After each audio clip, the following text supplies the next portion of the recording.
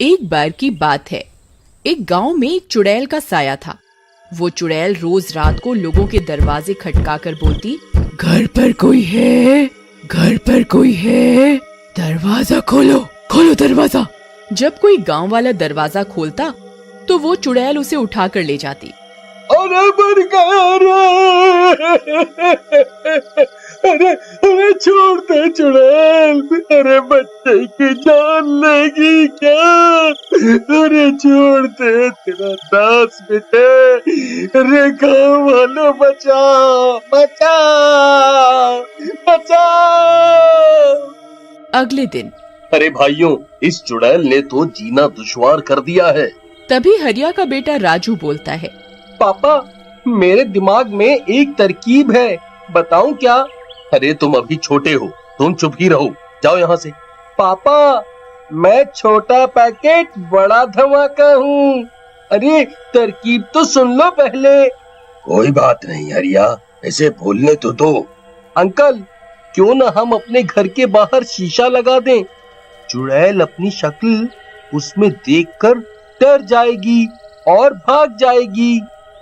ये क्या झंडू तरकीब है, मैं नहीं मानता इसे।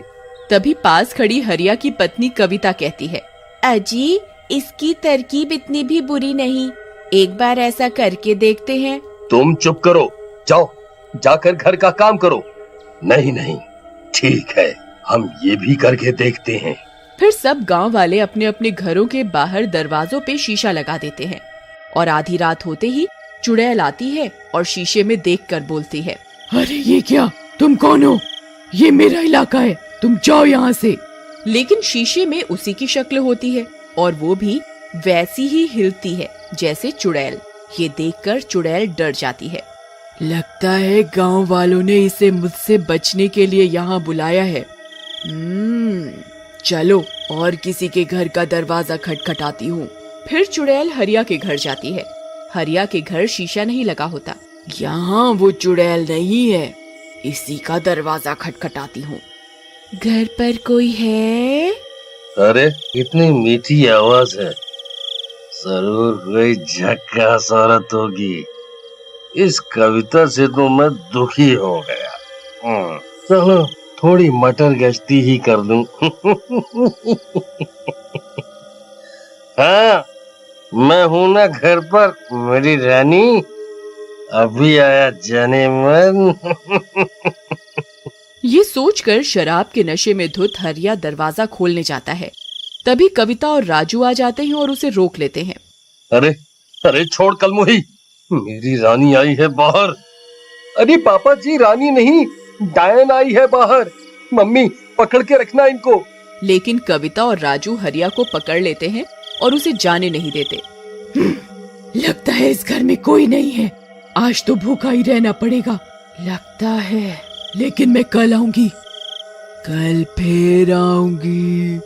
फिर चुड़ैल वहाँ से चली जाती है। तभी हरिया कविता को लात मारकर गिरा देता है। छोड़ मुझे, मेरी रानी आई थी, तूने मुझे जाने नहीं दिया, मैं तुझे जिंदा नहीं छोड़ूंगा। फिर वो नशे में कविता को बहुत मारता पीटता है। राजू ये सब देखकर बहुत डर जाता है, उसे बहुत बुरा लगता है। अगले दिन, मम्मी, तुम ठीक तो हो ना? हाँ बेटा, मैं बिल्कुल ठीक हूँ, तुम मेरी चिंता मत करो। मम्मी, मुझे पापा अच्छे नहीं लगते, आपको कितना सताते हैं। नहीं बेटा, ऐसा नहीं कहते, वो तुम्हारे पापा हैं। जाओ तुम जाकर खेलो। कविता उठकर दरवाजे पर शीशा लगा देती है और रात में शीशा लगा होने के कारण चुड़ैल किसी के घर पर जाकर शिकार नहीं कर पाती। इस गांव में इतनी चुड़ैल कहाँ से आ गई? मैं इतने दिनों से भूखी हूँ, ये भूख बर्दाश्त नहीं हो रही। इन गांव वालों ने अपने घरों के बाहर एक एक चुड़ैल खड़ी कर दी है, पर कब तक बचोगे? मैं कल फिर आऊंगी, मैं फिर आऊंगी। फिर अगली सुबह गांव वाले जमा होते हैं। अरे भाइयों, ये राजू ने बड़ा अच्छा सुझाव दिया, बचा लिया हम सबको, शाबाश बेटा। थैंक यू अंकल, बोला था ना, छोटा पैकेट बड़ा धमाका। हाँ हाँ ठीक है, चलो घर जाकर पढ़ो, जाओ यहाँ से। राजू को बुरा लगता है और वो घर चला जाता है। उधर चुड़ैल, मैं इस गुफा में बैठे बैठे ही ना मर जाऊं, किसको खाऊं? फिर रात हो जाती है। भूख के मारे वो गुफा से बाहर जाती है और गांव की तरफ चल देती है। तभी राजू अपने कुत्ते को घर के बाहर घुमाते हुए घर से थोड़ा दूर आ जाता है। अम्मी चलो घर, चलो रात हो गई है, चुड़ैल किसी भी वक्त आने ही वाली है। तभी टॉमी यहाँ वहाँ भागता हुआ गुम जाता है। राजू उसे ढूंढता है। तभी चुड़ैल की नजर टॉमी पर पड़ती है। इस कुत्ते को ही खा के काम चलाती हूँ आज। फिर वो अपना हाथ लंबा करती है और उस कुत्ते को पकड़कर खा जाती है। अब थोड़ी राहत मिली। राजू ये सब देख लेता है और रोता हुआ घर भाग जाता है। जाकर कविता को सब बताता है। कविता ये सब सुनकर बहुत डर जाती है। तभी हरिया भी घर आ जाता है। ए कलमुही, पानी लेकर आ। तुझसे इतना भी नहीं होता कि मर्द घर आया है तो एक गिलास पानी ले आऊं। जी लाती हूँ। एक तो इतनी गर्मी है, तुझसे शादी करके तो मेरे भाग ही फूट गए। सोचा था कि तेरा बाप पैसे वाला है, बढ़िया दान दहेज देगा, लेकिन नहीं, इतनी गर्मी है, एक तो एसी ही लगवा देता तेरा बाप तो क्या बिगड़ जाता। ऊपर से ये गर्म पानी लाई है। चल चल यहाँ से, काम की ना काज की, दुश्मन अनाज की। कविता कुछ नहीं कहती, मगर राजू को अपने पापा का अपनी माँ के साथ ये बर्ताव अच्छा नहीं लगता। फिर रात में सबके सो जाने पर वो जाता है और घर के दरवाजे से शीशा हटा देता है और फिर रोज की तरह चुड़ैल आती है।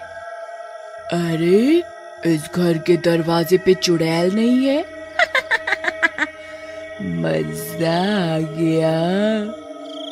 घर पर कोई है? घर पर कोई है? पापा, दरवाजे पे वो आई है, आपकी रानी। जाओ, मम्मी सो रही है, आप चुपके से चले जाओ। वाह बेटा, तू ही है मेरा असली शेर। वाह वाह वाह, जिए मेरे लाल, आया मेरी रानी, तुमने पुकारा और हम चले आए।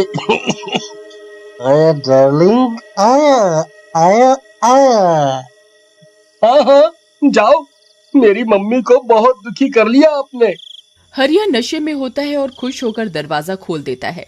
आओ मेरे राजा जी। अरे मेरी रानी, तुम नशे में चुड़ैल क्यों दिख रही हो मुझे? लगता है ज्यादा चढ़ गई।